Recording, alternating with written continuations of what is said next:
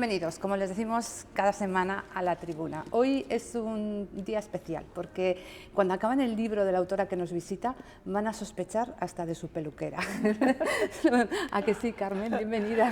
Encantada de estar aquí contigo, y es verdad, porque yo al final del libro me entrevisté con dos espías en activo y una me dijo, bueno, estamos rodeados de espías. Y dije, sí, en efecto, te espía Alexa, te espía el teléfono, te espía el reloj, pero no, me dijo, además de todo ese espionaje y el ciberespionaje y la gente que escucha las conversaciones por teléfono, etcétera, etcétera, los servicios secretos de todos los países utilizan informantes. Digo, ¿qué son informantes? Pues mira, los taxistas son una fuente de información maravillosa. Después están los conserjes de hotel, las peluqueras, como tú has dicho, y también las Kellys, las que hacen las camas. Claro, es que entran en las habitaciones de cualquiera. Y ven todo. Bueno, que como estamos en un hotel y ha dicho el conserje, pues me queda un poco mirando a ver si... bueno, a ver, ¿dónde está el espía? Por aquí seguro. Bueno, aquí hay unos cuantos. Bienvenida primero a Bilbao y a este Hotel Ilunion que siempre nos deja hacer la entrevista. Además, esto muy adecuado para es como el mundo que lo del hemos, espionaje. mira, ahora ni que lo hubiésemos comprado, ¿no? Bueno, me vienes a presentar Licencia para espiar, que es tu última obra, y a mí me parece súper complicado lo que has hecho, porque como tú bien dices luego, tenías la oportunidad de meter la pata en cualquiera de las historias que has contado, que son muchas, ¿no? Sí, sobre todo porque, claro, abarca un periodo histórico larguísimo. Yo quería que fuera la historia del espionaje, contado a través de las mujeres que han ejercido este arte, y entonces empiezo en la prehistoria y llego hasta el presente. Y quería que en cada época hubiera alguien que representara esa época y los métodos de espionaje de esa época, ¿no? En la Biblia, en el mundo clásico, en la Edad Media, en América durante la conquista, y así subiendo hasta el presente.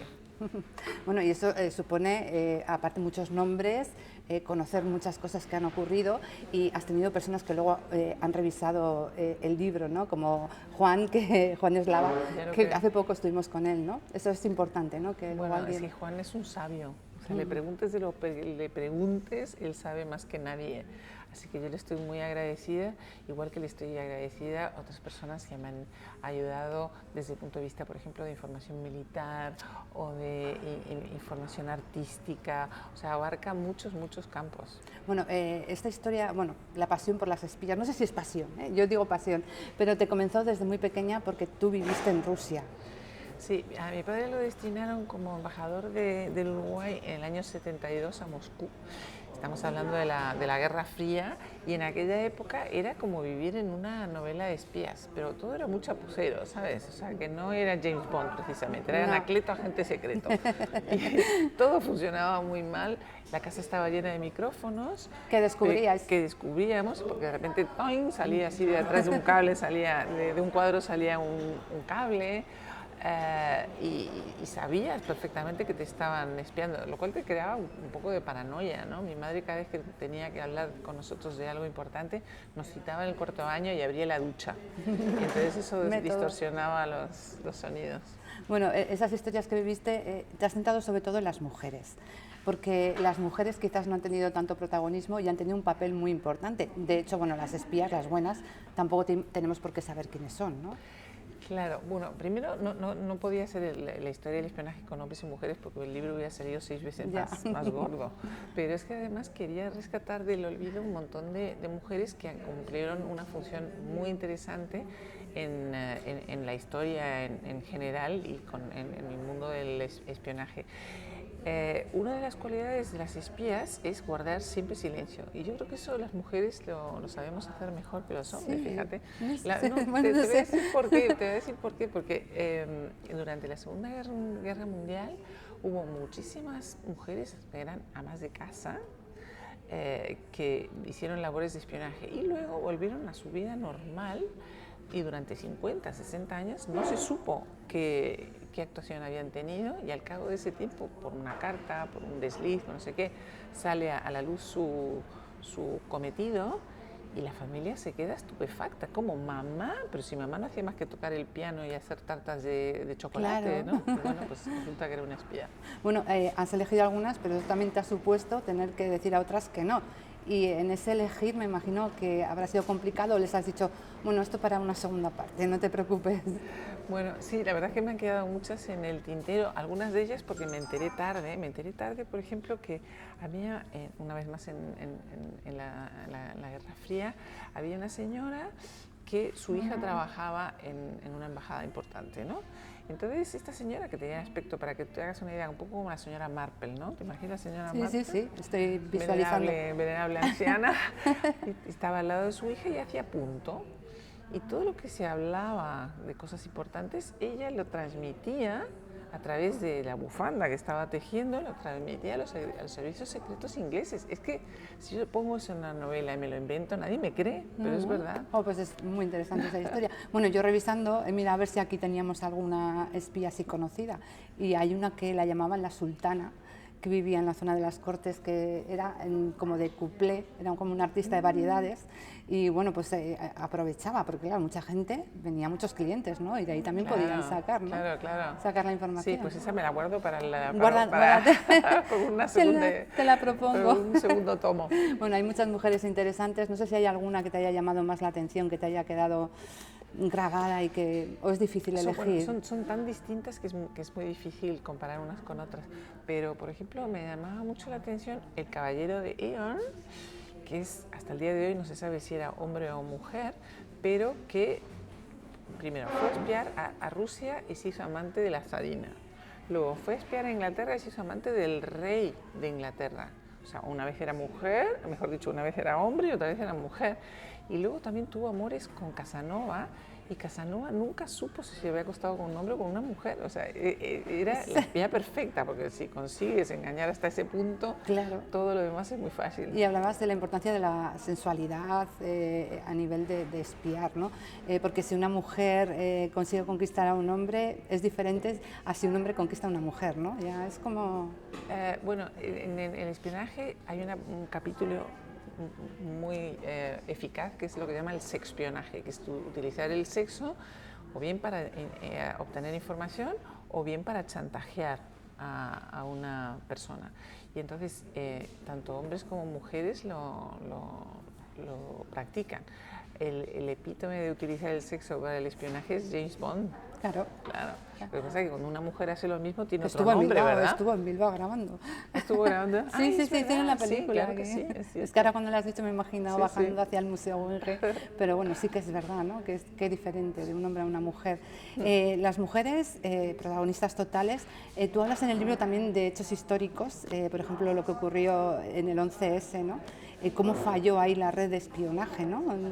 ¿Qué pasó para que no se dieran cuenta teniendo informaciones que les habían llegado, ¿no? Sí, es por confiarse, porque una vez que fracasó la Unión Soviética y cayó el muro de Berlín, el mundo occidental se relajó y dijeron, bueno, ya no tenemos enemigos, ya no hace falta espías.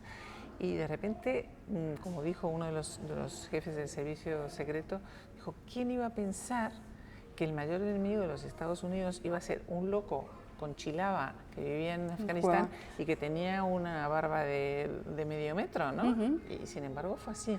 Y hubo mucha gente que informó, por ejemplo, con la caída de las Torres Gemelas, los terroristas se adiestraron en Estados Unidos y dieron clase de pilotaje en Estados Unidos. Y uno de sus instructores dijo, mire, es que estoy dándole clase de piloto a un señor árabe que todo el tiempo me pregunta qué tendría que hacer para desviar un avión, llevarlo a Nueva York y pasar a través de las Torres Gemelas. Eso se lo informó este señor, no le hicieron ni caso y poco después caían las torres. Bueno, así que al final no hacen caso a los que tenían que hacer y ocurrió lo que ocurrió. El silencio, Carmen, es fundamental, ¿no? De hecho, tu libro acaba con un silencio, ¿no? Tienes la oportunidad, porque claro, escribes todo esto a lo largo de la historia y dices, yo quiero saber qué es lo que pasa en la actualidad, ¿no? Y quedas con una Inés imaginaria, ¿no? Que te cuenta cosas que... Sí, en realidad me entrevisté con dos. Una es una espía que está en activo y otra que se acaba de jubilar. Y bueno, por supuesto, no aspiraba a que me contaran sus operaciones, como ellas llaman, ¿no? Cuando actúan sobre el terreno y tienen actuaciones, bueno, de lo que nosotros entendemos por espías, ¿no? Pero sí me contaron la parte humana, o sea, ¿qué precio hay que pagar? Y el precio es lo que tú has dicho, el silencio. Una de ellas es madre de familia numerosa y le digo, pero vamos a ver, ¿cómo lo hace? ¿Tu familia sabía a qué te dedicabas? Me dijo, mi marido sí, pero mis hijos no. Cuando se enteraron, cuando ya me jubilé, casi se caen de espaldas. Y en el fondo es un precio bastante elevado a pagar porque tú tienes una doble vida permanentemente. No puedes contarle a tus amigos nada de tu trabajo, ni a tu familia, ni prácticamente a nadie. Sí, te cuentan un poco el proceso que siguen, ¿no? De selección, porque hay una entrevista. Esto parece que no es de este mundo real, ¿no? Bueno, eso también le pregunté que cómo te fichan. ¿Cómo te fichan? Evidentemente no es que vas al CSIC y dices ding dong, quiero ser espía, sino que ellos te tienen que captar, ¿no? La palabra es captar. Y entonces, bueno, me contó que en su época estaban buscando mujeres universitarias y que hablaran idiomas. Y entonces se acercó una persona y le dijo, bueno, ¿tú podrías estar interesada? Y ella dijo, sí. Y entonces a partir de ese momento te ponen en vigilancia, porque es muy importante saber que no tienes ningún flanco débil. No puedes ser una persona que te tomas 2 copas y cuentas lo que no debes. O por supuesto no puedes ser ludópata, no puedes ser sentimentalmente o anímicamente inestable. Entonces primero te vigilan a ti y a tu entorno. Y después, una vez que pasas ese filtro, haces un proceso de entrenamiento durante 2 años y hasta que no culmina ese periodo no te aceptan, o sea que te pueden echar en cualquier momento y a partir de ahí, bueno, ya empiezas a actuar, que puede ser en operaciones o puede ser un trabajo más burocrático, o sea, hay espías de todos los perfiles. Vale, yo no pasaría la prueba, ¿eh? ¿Por qué? Creo que soy demasiado como sensible y no sé si el silencio va conmigo, porque tengo un problema de contar de todo el mundo. Entonces me temo que no te iban a fichar. No digo mentira, no digo mentira. Es parte de la historia, pero hay mucho más en este libro, no vamos a desvelar todo, porque la gente lo que tiene que hacer es leer Licencia para espiar, ¿no?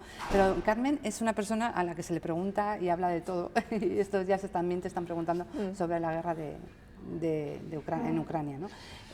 Porque Rusia es un país que tú amas, ¿no? Y que sí, al final me da mucha pena lo que está pasando, porque además los rusos en general son rehenes de Putin, o sea, nadie se atreve a decir lo que piensan y por supuesto confesar que está en contra de la guerra, porque solamente son 15 años de cárcel, ¿no?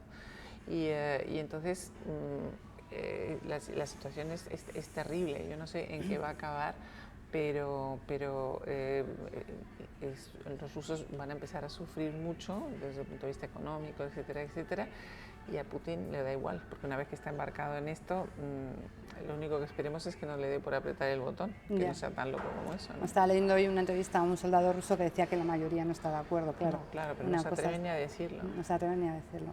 Esa es la historia del mundo, de un mundo donde ocurren más cosas. Barrio Nuevo, por ejemplo, no puede ser espía porque al final termina contando cosas que no deben. Al cabo de muchísimos años, sí. He visto que ha hecho unas declaraciones sobre Segundo Marey, ¿no? Sí, al final son cosas que salen, ¿no?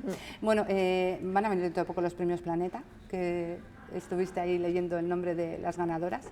Me gustó mucho el discurso de la que ha quedado finalista, porque dijo algo muy importante sobre la educación. No sé si compartiste lo que dijo Cristina en este caso, de que la educación se olvida mucho de las personas que imaginan. Y es verdad, yo creo que fue muy valiente en decirlo, porque además, claro, es que estaba delante de todo el mundo y estaba la ministra ahí, y es cierto, porque además yo tengo también una experiencia parecida. Ella dijo, yo suspendía todas las asignaturas en el cole, y yo también, yo suspendía todas las asignaturas en el cole. Mate fijo. Sí, no, yo también, pero incluso lengua y literatura, o sea, lo mío era como esa terrible. Y sin embargo, es muy importante, por un lado, fomentar la creatividad, como tú dices, y también el tener en cuenta que hay niños que maduran antes y otros niños que maduran después, y que cada caso es un mundo. Claro, Dolores Redondo me contó que ella tiene dislexia y que también suspendía literatura. Y le mandó un saludo a su profesora, le dijo, mira dónde estoy ahora, ¿no? Entonces, esa imaginación hay también que detectarla y ayudar a esas personas, ¿no? Pues Carmen, ha sido un placer tenerte aquí. Yo creo que ya nos queda poco tiempo porque tienes la agenda cargada. No sé si a Bilbao has venido en más ocasiones. Bueno, muchas ocasiones y me encanta venir aquí, que tengo cantidad de amigos. Aprovecho para saludarlos, que no los voy a poder ver en persona. Les mandamos el saludo. Claro que sí. Pues muchas gracias y lo que hay que hacer es leer este libro, Licencia para espiar, porque ha sido un trabajo muy complicado, ¿no? Y además ha quedado una historia que repasa toda, desde la Biblia hasta la actualidad, la historia de muchas mujeres. Así que os recomendamos este libro y Carmen, la próxima nos vemos aquí en este mar. Mira, nos despedimos con el mar. Qué ilusión. Pues nos despedimos con él. Hasta la semana que viene. Gracias.